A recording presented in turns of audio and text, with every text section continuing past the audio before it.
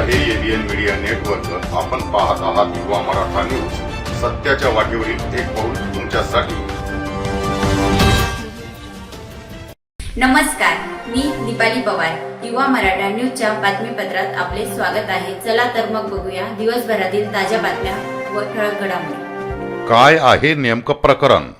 मालेगावच्या पांढरुण गावातील ग्रामपंचायतीच्या कथित भ्रष्टाचार प्रकरणामागील खरी सत्यता काय, जाणून घेऊया युवा मराठा न्यूजच्या या स्पेशल रिपोर्टमधून।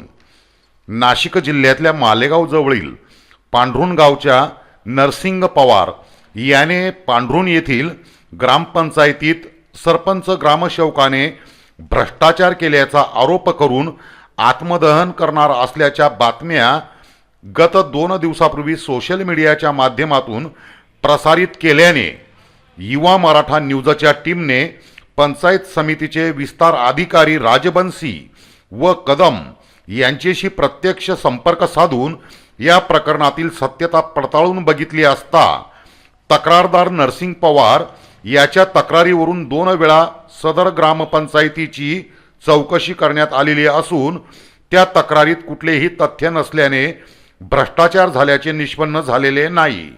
तर दरम्यान वारंवार खोट्या तक्रारी करून प्रशासनासह अधिकाऱ्यांना व गावाला वेठीस धरणाऱ्या नरसिंग पवारची कसून व सखोल चौकशी करण्यात येऊन कार्यवाहीची मागणी करण्यासाठी संतप्त पांढरुण ग्रामस्थांनी आज गट विकास अधिकारी पंचायत समिती मालेगाव यांना निवेदन सादर केले आहे। युवा मराठा न्यूजसाठी ब्युरो टीम मालेगाव। नमस्कार, राजेंद्र पाटील राऊत, युवा मराठा न्यूज महाराष्ट्र। पांढरुणकर मंडळी आज मालेगाव पंचायत समिती कार्यालयामध्ये नेमकं येण्याचं प्रयोजन काय?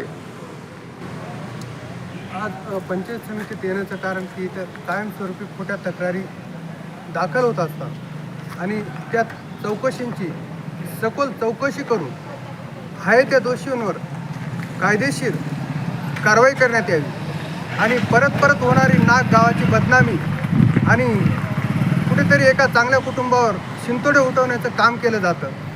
त्याच्यासाठी आम्ही निवेदन देण्यासाठी आज पंचायत समितीचे सर्व ग्रामस्थ हजर झालेलो आहोत। तक्रारी कोण दाखल करत आहे तुमच्या गावात? तक्रारी दाखल करणारा नरसिंग आनंदसिंग पवार। आणि तक्रारी दाखल करण्यामागचा त्याचा उद्देश नेमका काय? तक्रारी दाखल करण्यामागचा हेतू फक्त कुटुंबाला बदनाम करणं आणि कुठेतरी राजकीय स्वार्थ पूर्ण करणं याच्यासाठी तो तक्रारी दाखल करत असतो आणि गेल्या ज्या तक्रारी दाखल करतोय त्या तक्रारींची शहानिशा आणि 2 वेळेस त्याचा सखोल चौकशी होऊन अहवालसुद्धा प्राप्त झाला आहे, पण प्रशासनाची दिशाभूल करून आणि शासकीय अधिकाऱ्यांना वेठीस धरण्याचं काम परत परत करत असतो आणि गावात मीडियावर कुठेतरी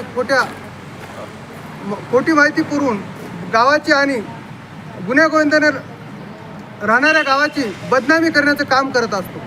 आत्तापर्यंत गावात 2015 पासून तर 2025 पर्यंत अत्यंत चांगले कामं आदरणीय मंत्री महोदय भुसे साहेबांच्या माध्यमातून चांगल्या प्रकारे ते वैयक्तिक लाभाच्या योजना असोत किंवा गावाच्या विकासाच्या योजना असोत ते मंत्री महोदयांच्या भुसे साहेबांच्या माध्यमातून गावात आम्ही एक चांगल्या प्रकारे पूर्ण करण्याचं काम करतो।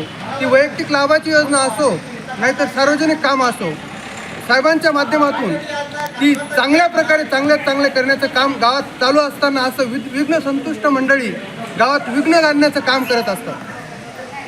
ठीक आहे, धन्यवाद दिलेल्या माहितीबद्दल। खेडेगाव असो की शहर, प्रत्येक बातमीवर आता आमची नजर।